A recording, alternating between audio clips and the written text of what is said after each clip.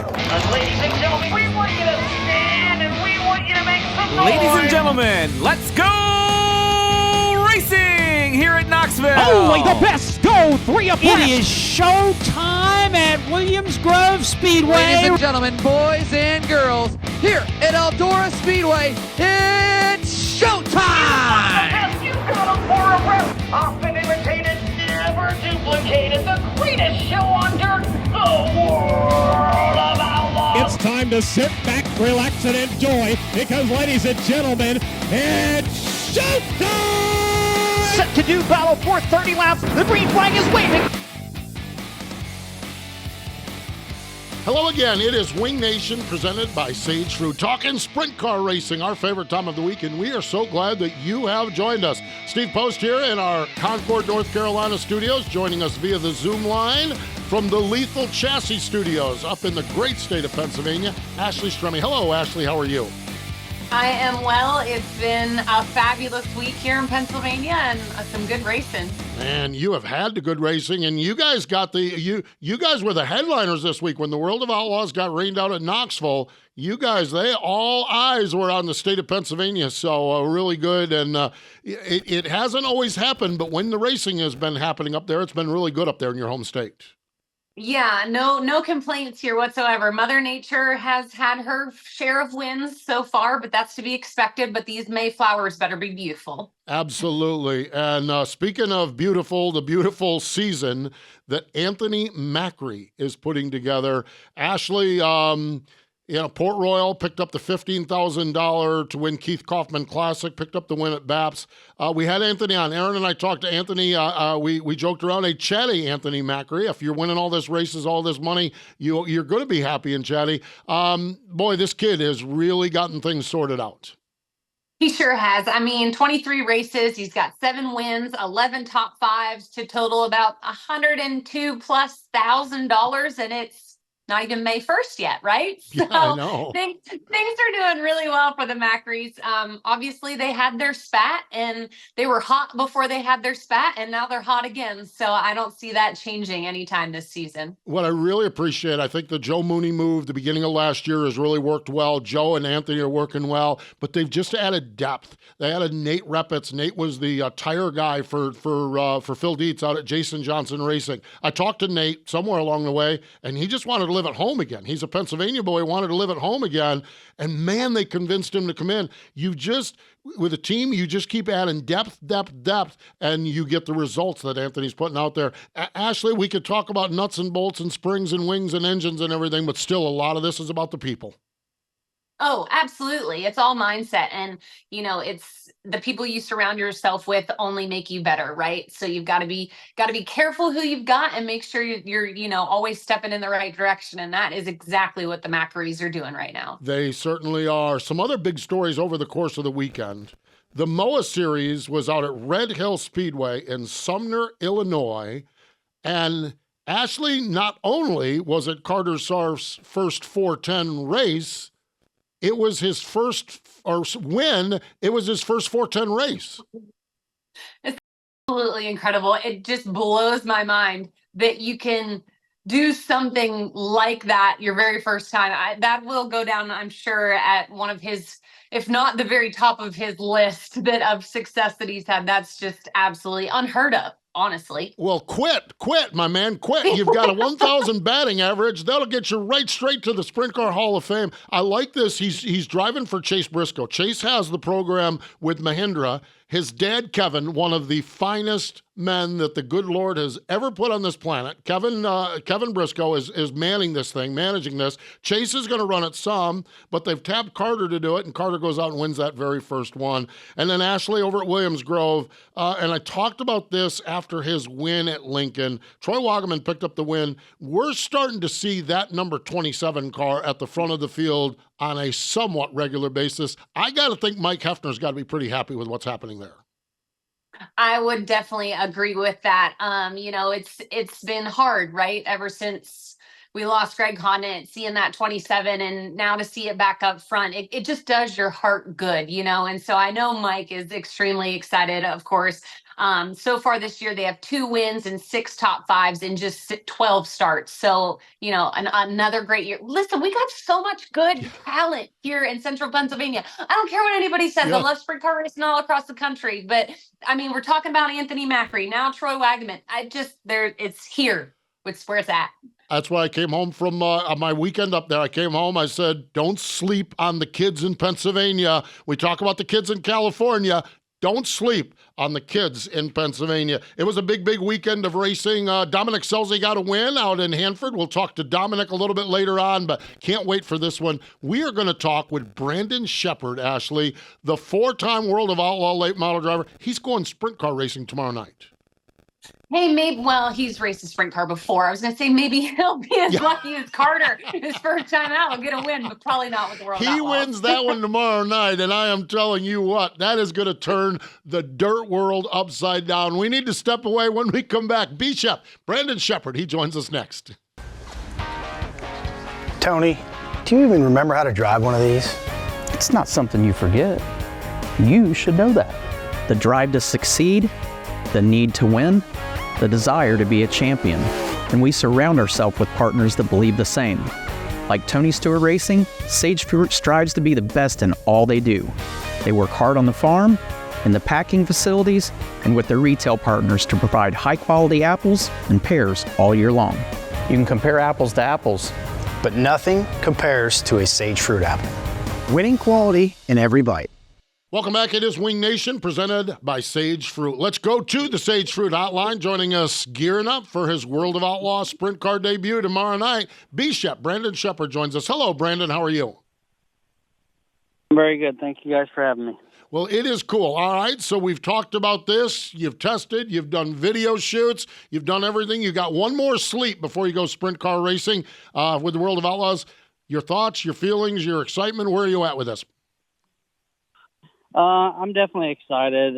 It's going to be definitely different for me. Like I said, we've done a little bit of testing. I feel pretty comfortable in the car, about as comfortable as I can be, I think. And, like I said, it's been about 12 years since I've raced a sprint car. So definitely took me a couple days to get used to it again and get my speed up a little bit. So, I don't think I'm definitely not going to be up to speed with them World Outlaw guys for sure. But if I can, just put on a good show and hopefully not make myself look too bad, I'll be happy.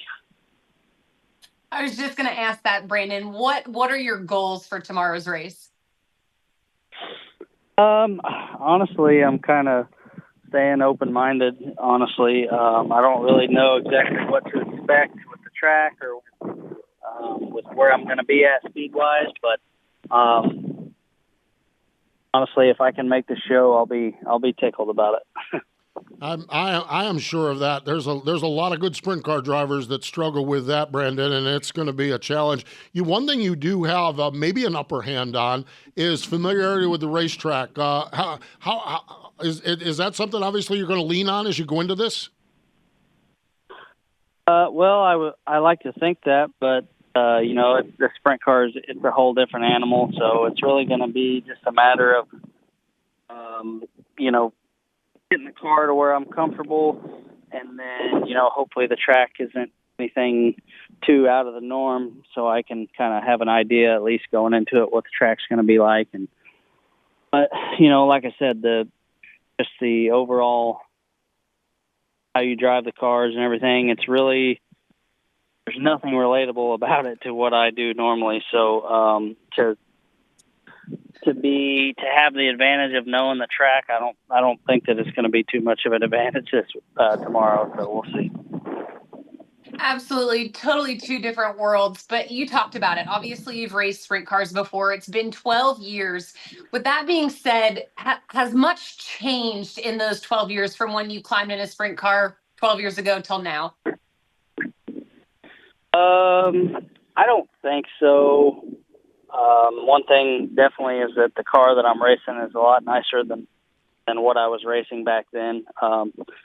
So we didn't have good equipment when we raced it back then, but we had a Ford motor and just a bunch of little different stuff, different people taking care of it. And, like I said, it's the experience is what wins the races and what excels you. So, I'm lacking in that department for sure. And, just 2 test sessions, I feel good out there for the most part by myself, but realistically, I wasn't racing against anybody, and there wasn't really anybody close to me on the track. So that's going to be part that's difficult is, I can make pretty good speed out there by myself using the track to my advantage. But then when you get somebody out there beside of you, it's going to be a whole different deal. But like I said, it all starts with qualifying, and we gotta get qualified, and that's going to be a hard part too, because them guys know how to, let it all hang out. And frankly, I'm not where I need to be as far as that goes, just because of, the lack of experience and the speed that I'm not used to as far as, how you drive the cars and the way you use your feet on the pedals and stuff. It's just a lot different. And it's going to be interesting, but I'm definitely excited and looking forward to it. Brandon, your late model career has crossed roads with a guy that's had a little success in the sprint car world, a guy named Donnie Schatz. You drove for him a couple of times there on the indoor thing at Gateway in December. Have you reached out to Donnie and picked his brain a little bit on what to expect? No, not really. I mean, we texted back and forth a little bit about it, but for me, it's like it's one of them deals. Until I get out there and do it, there's not really going to be much. I don't even know what questions to ask at this point. So it's one of them deals where I'm kind of leaning on my cousin Jake, who I'm driving for, and some guys to hopefully get comfortable behind the wheel, and then the rest of it I'm gonna have to figure out as I go, I think. I won't lie. I absolutely love this. Totally putting yourself outside your comfort zone. But I need to know, obviously, these are your cousins, Jake and Jim Newman. How did this all happen? Like, I feel like y'all were drinking around a bonfire and y'all decided to just run a sprint car. No, honestly, it was just, we've always been close, and Jim offers about every other year or so for me to come drive it. And this year he texted me and he said that, that we had a World Outlaw race at Jacksonville, and he asked me if I was interested in running it. And most of the time I'm just like, yeah, better not, blah, blah, blah. And I don't know, this time I was like, you know what? I need something. I need to change up a little bit and feel something different, and just get outside of my comfort zone a little bit, and it might, potentially help me behind the wheel of my late model. So that was kind of my thought process behind it, was just to kind of be able to clear my head a little bit and do something different, and just kind of put myself out there and see what I can do. Man, I love it. It is going to be awesome, that's for sure. You had mentioned, Brandon, and looking back at your career, you ran micros, you ran midgets, and you talked about you even ran a sprint car, but 12 years ago. What was the appeal of the dirt late model that set you in that direction at that time? Honestly, it was generations of late model racing in my family, and I say that, but my grandpa actually raced quite a bit of sprint car stuff when he was racing. So, I think it was just one of them deals. That was the path that my dad was on. And, I took over from him, and that kind of sent me down the late model path. And this is something that since I was little that I knew I wanted to do, and I had my heart set. And, but at the point in my career, if somebody showed up with a street stock at the track and said, hey, you want to drive it, I would drive it. So I was fortunate young in my career to have a lot of people supporting me, including my dad and grandpa. And then Kenny Dobson, the promoter of Jacksonville Speedway, he was, he gave me my first Chili Bowl opportunity in his car. And then also one of the first 410 sprint cars I had, or one of the first 410 sprint cars that I drove was Kenny Dobson's sprint car, who Mike Hess was driving. Mike Hess was driving it at the time. And we were kind of practicing Kenny's midget at Shep Speedway, actually. And Mike was there with a sprint car, and they offered me to get in it. I got in it, and I liked it a lot. So my grandpa ended up buying one, and we raced it a little bit and really just had fun, kind of, like you say, getting out of my comfort zone and doing something different. It was just always racing in general is something that I love. So it doesn't really matter what kind of car it is or anything. If I had the opportunity, I was going to do it. So just had a lot of cool experiences when I was younger and had a lot of opportunities to do some cool stuff. And late models was just what I always loved most out of anything and had a passion for.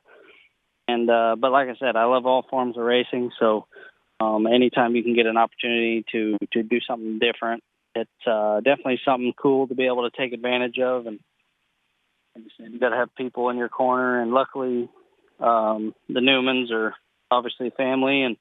And they actually, when I was really young, when we were racing quarter midgets, Jake was racing quarter midgets around the same time. So they took me quarter midget racing a little bit when my dad was out racing. We've always been pretty close, like I said. So it's just a fun opportunity, and I'm going to try to make the most of it. And a whole lot of success in the late model world, a 4-time World of Outlaws champion. You topped the leaderboard for most wins as a World of Outlaw. Is there one race that, you're still wanting to win? Is there still a feather in your hat that you're missing? Oh, there's plenty of them, honestly. I've won a lot of races, but at the same time, I want to win them again. And, there's definitely a few that have avoided me that I've had good success at in the past, just haven't been able to get the win. Like Knoxville, for example, the Knoxville Nationals. That's something that I've always wanted to win, and we've been close a lot of times, and just haven't been able to get the job done. So that one's definitely high on my list. And then World 100 had some pretty good cars in that race, and just like I said, haven't been able to get the job done yet. So that one's definitely there. I'm sure there's plenty more that I can think of, but we're always striving to repeat, and the same races come up again year after year, and we want to win them year after year if we can. So it's just the sport's in a really tough place. There's a lot of good competition, and makes it tougher. There's a lot of good young guys coming up, and there's a lot of guys that are at the top of their game right now, and makes it tough on us, that's for sure. So we just got to keep working and keep striving to make ourselves better until we get to that point. Yeah, man, the dirt late model world is bonkers, that's for sure. And you get right back after it. You're right back in action Thursday night and on throughout the weekend with the World of Outlaw Case Construction late models. Brandon, we really appreciate your time joining us here on the Sage Fruit Hotline for Wing Nation. We wish you well tomorrow. We'll be following along tomorrow on Dirt Vision, but following throughout the balance of the season. But thanks for joining us here this time on the show. Yeah, of course. Thank you guys for having me. Appreciate it. There we go. B-Shep, Brandon Sheppard, ready to go tomorrow night at Jacksonville. Stay with us. Dominic Scelzi joins us next. Tony, do you even remember how to drive one of these? It's not something you forget. You should know that. The drive to succeed, the need to win, the desire to be a champion. And we surround ourselves with partners that believe the same. Like Tony Stewart Racing, Sage Fruit strives to be the best in all they do. They work hard on the farm, in the packing facilities, and with their retail partners to provide high-quality apples and pears all year long. You can compare apples to apples, but nothing compares to a Sage Fruit apple. Winning quality in every bite. Welcome back. It is Wing Nation, presented by Sage Fruit. Ashley Stremme and Steve Post. Let's go right back to the Sage Fruit Hotline. Joining us from the state of California, Dominic Scelzi joins us. Hey, Dominic, how are you?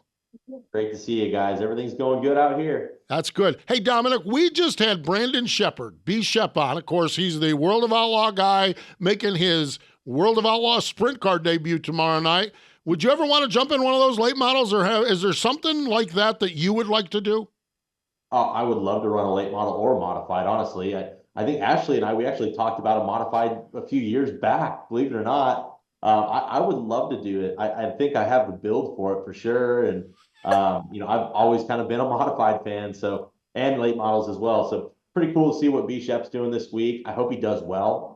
I think he'll be fine. It's obviously going to be a tough show, but I mean, the guy's raced a sprint car before. He's driven one before. So I think he'll be all right. He'll probably surprise some people that don't follow him, but at the end of the day, a race car is a race car driver, and drivers drive, and that's what they do. So I'm hoping he starts off strong. Dominic, do you have like a piece of advice for him since it's been 12 years since he's been behind a wheel of a sprint car?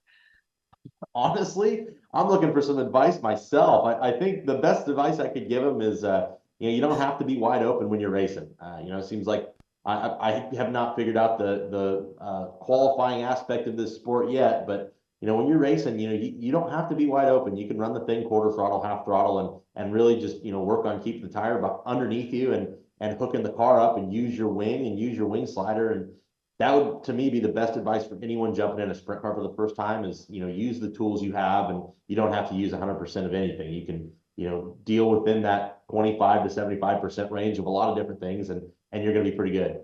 Dominic, we had you on last fall, and you teased us up a little bit and said, after a couple years in California, don't be surprised if the 41 doesn't cross the Rockies and go racing. And sure enough, here we are, 15 410 races thus far this season, High Limit, World of Outlaws, and some other shows in Texas and Florida and the Midwest and everything. I know you haven't got the win or everything, but how has it been getting back out of California and back running on the national scene? Honestly, I think it did exactly what we needed it to do. It exposed our weaknesses, and that's definitely qualifying. Like we came back home on Saturday night and won the local race there in Hanford. We got by Cole Macedo and was able to get the win. So our speed racing wise is really good. And all the racing that we did back there through the Midwest, I felt like we raced far better than what the results showed. We just didn't qualify very well. We didn't qualify good at all. So for us, we're kind of back to the drawing board, trying to figure out what we need to do to be able to time in on places that don't have big curves, to be honest with you. So, we definitely have a lot of room for improvement as a team, definitely as a driver. But, I think balance-wise, we're pretty close on the race car. And, we just, we kind of got out of our comfort zone. And I like that. And I think that's good for us, especially with the amount of money that's getting thrown out here in California this year. I think that it definitely, it shined a light on where we need to improve to be successful at those big paying events. Putting ourselves outside our comfort zone is the theme of this show already. I love it. And talking about that, Dominic, you talk about qualifying being the struggle right now. How do you as a driver get better at qualifying? Like, what is it that you have to hone in on to be better? Honestly, I mean, for the first time in my career, I've gotten to the point now where, like, I don't do this for fun anymore. I don't do this for a job. I just do this because I love it. And I want to be successful. I don't have any interest in leaving my family and going racing anywhere and not being successful. So I've actually started a journal, and I've written down notes on every night that I've done qualifying, and go back and watch the entire Flow or Dirt Vision show and try to figure out, okay, where can I be better at? And what's frustrating is, genuinely, there are nights where I feel like, I'll watch my laps and I'll watch quick times laps, and you can't tell them apart. There's just a speed difference there. And then other nights it's like, ooh, hey, I'm a little bit high, or, hey, I'm pitching the car a little bit. So trying to work on that to where I want every night to look like I should be quick time, and then try and figure out race car wise, is there a place where we can improve? And, I'm obviously not the skinniest guy. So, I mean, working out and trying to lose some weight is a big, part of that as well. So, for me, I think there's some glaring points that I need to work on as a driver. And I think there's some glaring points that we need to work on as a team. And, just trying to, get 1% better. I don't need to really be quick time. If I can qualify ourselves inside the top 10, I definitely feel like, from a racing perspective, like I don't seem to struggle passing cars. I seem to struggle not starting so far back that I have to work my way through the field. So, I think our goal is realistic of just being a top 10 qualifier with the National Series. I think locally and regionally, we're doing that. I've qualified really well over the last few years, even with the Outlaws. So I'm excited to see them come back on tracks that I'm comfortable with and we have a good baseline with. I think that'll help us a little bit as well. But if I can make us a better qualifying team and a better qualifying driver, I think we should put ourselves right into the thick of it. Dominic, you mentioned a lot of money over the course of this year in the state of California. You can just take that to the other 49 states as well. Sprint car racing right now, there is a lot of money everywhere. They're running for 50 grand on Saturday night at Lakeside Speedway. What's your take on the health of overall nationwide sprint cars and sprint car racing? We obviously have high limit racing and World of Outlaws, and everyone's got a thought there. But as a team owner, as a driver looking to try to get some of those checks, what's it like? Yeah, it's incredible what the World Racing Group and the High Limit team is doing right now. I mean, there's tons of money, and I would say 95% of the races so far, there's been a great turnout of race cars, like really, truly tough shows. I mean, I have not been to a show yet that I felt that it was weak. I mean, even some of the outlaw shows, like one of the outlaw shows in Austin, Texas, the weather looked really bad, and a lot of guys stayed away that were even close, and they had 22 cars that were 18 of them, 17 of them could have won the feature. So hats off to both the series for raising the purse, raising the stakes. And, I think the fans for the most part have been coming out pretty good. I've only seen, or this year, I've only been to a couple of shows where I felt like the fans were light, which obviously I think was weather oriented. But, right now, I think it's a great time to be a sprint car driver. And I think it's, like I said last year, it's a great time for a guy like me where I have no affiliation. I don't give a shit what the Outlaws and what High Limit decide to do. I can choose to race with either of them whenever I want. I think that's really powerful. Now, I will say, as a fan, which is, I've always said I'm kind of a fan first. I am really concerned that, hoping that we can sustain this, because what my worry is how long is it going to be until these guys that are, not top tier guys, but mid tier guys go, okay, well, there was a split and I still can't win, or I still can't run, top 3 or top 5, and I'm just going to go back and go home. I hope that doesn't happen. But I do know that the cost of going on the road, honestly, it was close to doubling for us. I mean, just, hotel rooms back when I was on the road, it was like $120 a night. Now, I mean, you're hard pressed to find a clean hotel room under $200. Diesel is through the roof. Food is going through the roof. Everyone's wages are going up. So it's great to see the purse increase, because that obviously helps. But, I worry, we are getting to a point right now where the cost of racing is so incredibly high, and that's no fault of the industry, it's the fault of the economy. That's just where we're at as a nation right now. I'm hoping that we can still sustain, and the businesses and the companies involved in motorsports continue to thrive, hopefully, and we're able to see a very long future of this incredible time in our sport, where we have 2 top tier series that I genuinely don't feel like one is better than the other. I think they're both incredibly tough for different reasons, and my God, I would hate to have to be the guy that unloads every night with these guys, because they're that good and they're that talented. And hats off to Brad and Kyle, and hats off to Carlton and the World of Outlaws, the World Racing Group. They both are doing a phenomenal job. That was a lot to process right there. I'm not going to lie, Dominic, and I'm going to kind of backtrack, and I don't want to get political by any means, but I do want to dive into Dominic Scelzi, we don't want to get political, Ashley. Good luck with this one. Hang on, let me make a note. Good luck with this one.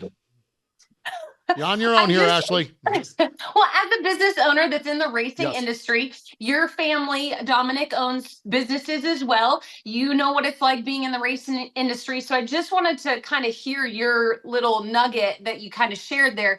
Obviously, our economy is where it's at because of inflation. With maybe take racing out of it a little bit, but with your parents' businesses and the world and what's going on, do you see a correction happening that our sport is maybe behind on a smidge? Yeah, absolutely. I'm truly amazed that the power that we're seeing in sprint car racing right now. I'm blown away, because from a business standpoint, I don't see that at all. Like in the trucking industry, which is where I'm working, every day 9 to 5. I mean, I am seeing a market that I obviously have never seen before, but even my uncle, who's been in the industry for 30 years, he's never seen it. And fellow people in the transportation industry, like one of my brother's sponsors, Carmen, he's saying the same thing. He's saying, I've never seen transportation this slow and this hard to be successful at. So I hope it doesn't touch racing like it's touched transportation, but we're starting to see that, fizzle into construction. And we've seen housing, slow down to where, new houses aren't being as built. And look at the, when you're borrowing money, look at the rates that you're having to borrow money at. So I do worry about where we're at economy-wise with racing, only because like as a fan, I'm going to probably be able to race just less if I have to. I'm praying that, we don't have to not race, but I look at the regular fans or like, some of our awesome employees at Scelzi Enterprises or here at Red Rose. If they're no longer able to afford to take their family to the races due to, the price of gas or the price of living and all these things are going up, rent's going up, food's going up, everything's going up. I don't want racing to be the one thing that gets pushed out. And that's one thing I worry about because we need our fans desperately. And, for so long, it was a great family affordable industry that we could go to. And I think just, it's not racing's fault. It's just the world in general right now is not, in my opinion, in a great spot. And it's tough to be putting money away right now. So I'm really hoping that we see a correction and a change to where we see that economy come back and we see more racers be able to continue to put money into it, because right now as an industry, I feel like racing is doing so much better than a lot of other industries around.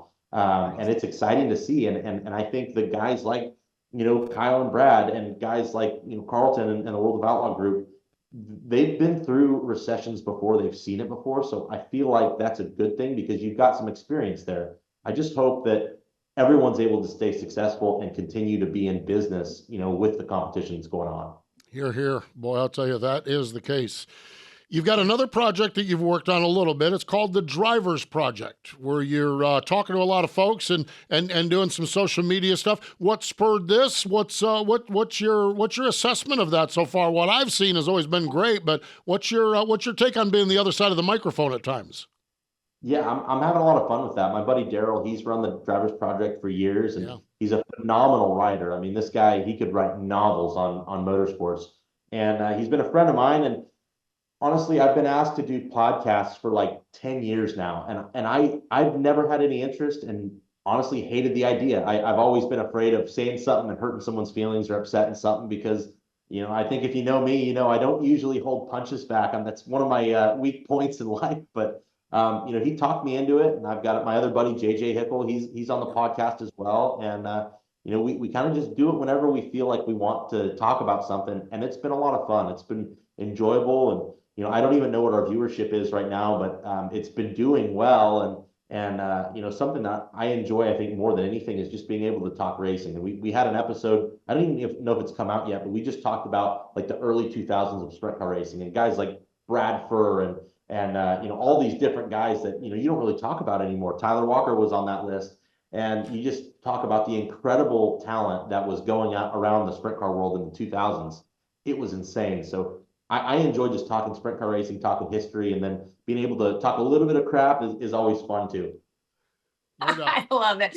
Dominic, you are all over the place. But more importantly, I want to talk about those two baby girls. I know how much you love being a girl dad. What's the newest adventure right now for the Scelzi family? So my oldest, she's 2.5 now, and she is all about airplanes. So somehow we ended up getting these styrofoam airplanes, and you can shoot them with like a catapult. And so pretty much every day when I get home from work, we're doing that. You got me. She's big into sprint car racing right now. Like, I mean, I just got die casts for my race cars, and we got to hide them or else she'll get into them and she'll be playing with them and racing them around the living room. Actually, my brother's car was down. It looked like it needed to get in the work area.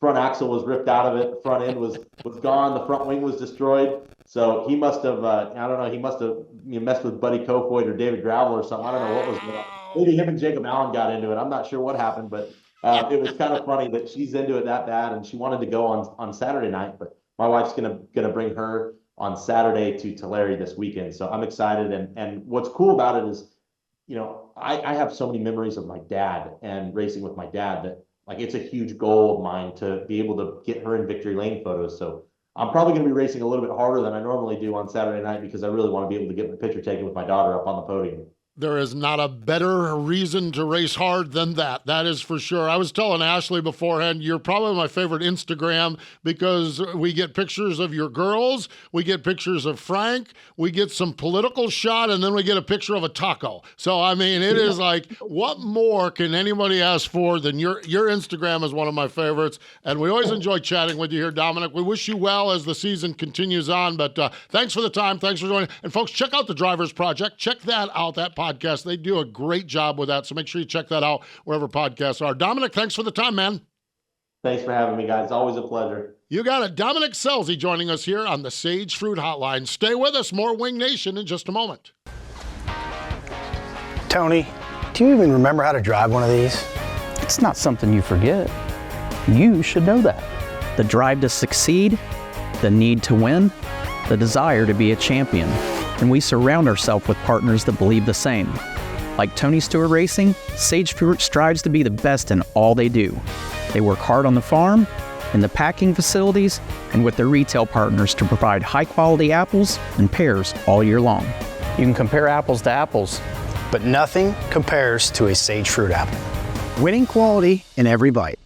Welcome back. It is Wing Nation, presented by Sage Fruit. World of Outlaw, NOS Energy Drink Sprint Cars. We talked to Brandon Sheppard and Dominic Scelzi and had a great time talking to those guys and talk about the National Sprint Car Hall of Fame and Museum. Later this week, Dwayne Pappy Carter, Mark Kinzer, Rip Williams, Lloyd Beckman. Tomorrow, the birthday of Sam Traylor, and you can get involved with the National Sprint Car Hall of Fame with their Triple X chassis with a 410 Al Parker racing engine or a cash option of $50,000. Go to sprintcarhof.com, sprintcarhof.com. Ashley, if you won that sprint car, would you or David be driving it? No. No. Wow. Didn't even have to think about that one. Oh, that's good. No. Yeah. We're We're going to keep the speeds minimum here on the David Stremme side of things. Put us down in the no category. Well, there you go. Sprintcarhof.com. Yes. I might hire a driver. There we go. Now we're talking. Oh, yes. Now we're talking. Oh. I mean, we got plenty of good ones here in the state of Pennsylvania. Who needs to ride? No, I'm just kidding. Exactly. There we go. Call up the Lethal Chassis shops. This weekend, we don't have to wait for this weekend. Tomorrow night, we talked to Brandon Sheppard about it. The World of Outlaw NOS Energy Drink Sprint Cars are in Jacksonville, Illinois. Also on that docket, Logan Seavey, the USAC Midget National Champ. So we'll see how Logan Seavey fares with Brandon Sheppard and everyone else with the World of Outlaws. While they're doing that, the Kubota High Limit Racing is at 81 Speedway in Kansas. And then Ashley, a place you're very familiar with, a place you spent time at this past weekend, Eldora Speedway hosts the World of Outlaws. Yes, the Let's Race 2 with the USAC Sprints. Going to be good. Eldora had a good weekend there, so it'll be great to see how they fare out as well. I can't wait to get to Lakeside Speedway. I'm going to get there Friday night. The High Limit Racing Tour is there for a Friday and Saturday night double. $50,000 to win on Saturday night. Bumper-to-bumper sprint cars, Ogilvie, Minnesota, Cedar Lake, Wisconsin, and racing all across the docket. So much racing going on this weekend. Folks, my mantra has been get to a racetrack.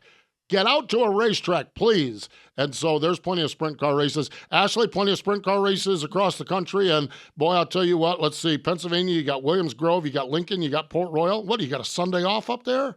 Well, wait a minute. You got a Sunday off? Only 2 nights of racing in Pennsylvania. You guys are taking it easy up there. Everybody needs a break once in a while, right? Oh, man, I'll tell you what. It is good. I love Dominic Scelzi's assessment of the sprint car world. It is really, really good right now. And I also love his assessment of, I hope we can sustain it. So fans, do your part. Go to a race this weekend. Yes. I'll see your faces at the races or whatever they say. Sounds good. I like it. Yeah, absolutely. Ashley, always good to hang out with you. Appreciate the time. Best to David and everyone up there. And we will talk down the road. Sounds good. Thanks for having me. There we go. Ashley Stremme, Steve Post. And that'll do it this time for Wing Nation, presented by Sage Fruit.